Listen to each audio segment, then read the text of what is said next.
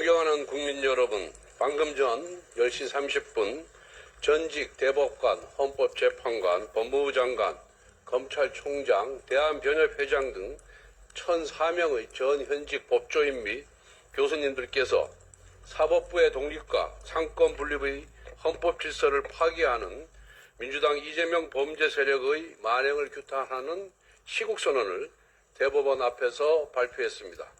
전직 대법관, 헌법재판관 그리고 교수님들까지 분연히 일어선 헌정사상 초유의 시국선언은 이재명의 의회 독재 앞에 풍잔등화 위기에 놓인 대한민국 사법부와 민주주의의 현 주소를 보여주는 것입니다.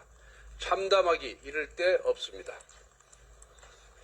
국민 여러분, 민주당 이재명 대통령 후보는 대선을 앞두고 사법부 장악에 여념이 없습니다.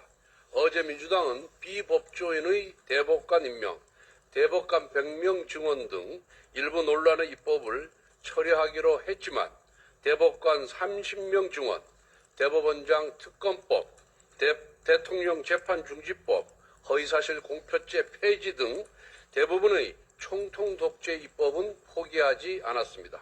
그야말로 눈 가리고 아웅에 불과합니다. 이재명 범죄 세력이 총통 독재 입법에 몰두하는 근본적인 원인은 바로 이재명 후보 그 자체에 있습니다. 이재명 후보는 대통령에 당선되더라도 본인의 재판을 무력화하지 않으면 대통령의 임기를 마칠 수 없기 때문입니다. 이재명 후보는 대법원에서 공직선거법 위반 사건에 대한 유죄 취지의 파기환송 판결을 받았습니다.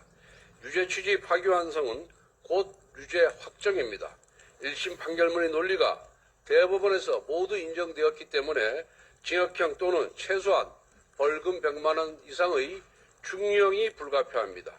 공직선거법 위반 사건은 쟁점이 매우 간단하기 때문에 아마 두세 달 안에 금방 결론이 날 가능성이 높습니다. 즉 이재명 후보가 대통령이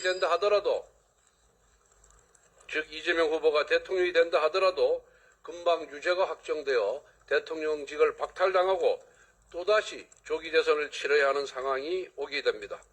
게다가 이재명 후보는 위증교사죄 2심, 대장동, 백현동, 위례 신도시, 성남FC 사건, 대북 불법 송금, 버카 유형 사건까지 재판이 진행 중입니다.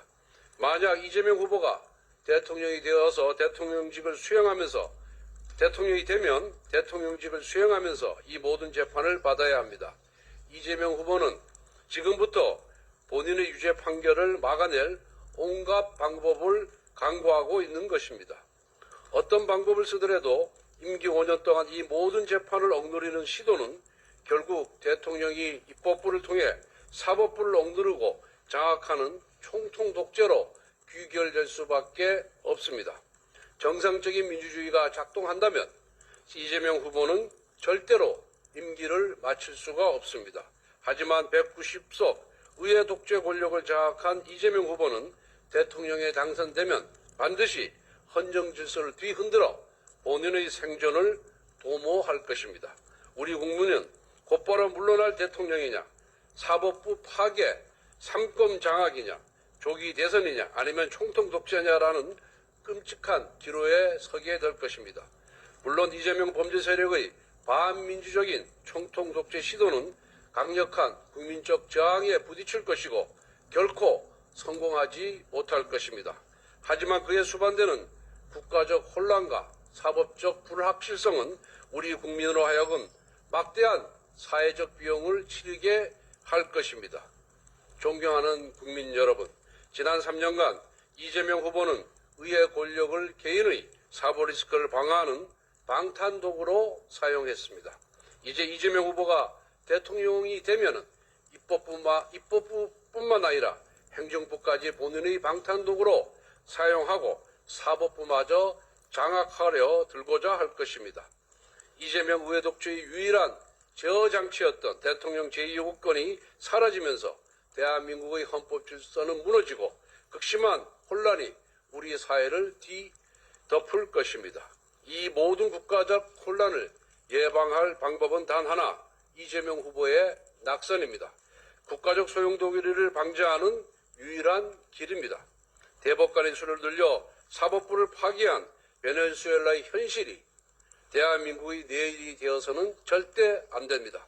6월 3일 기호 2번 김문수 후보로 이재명 범죄 세력의 총통 독재를 막고 나라를 혼란에서 구해 주십시오. 감사합니다.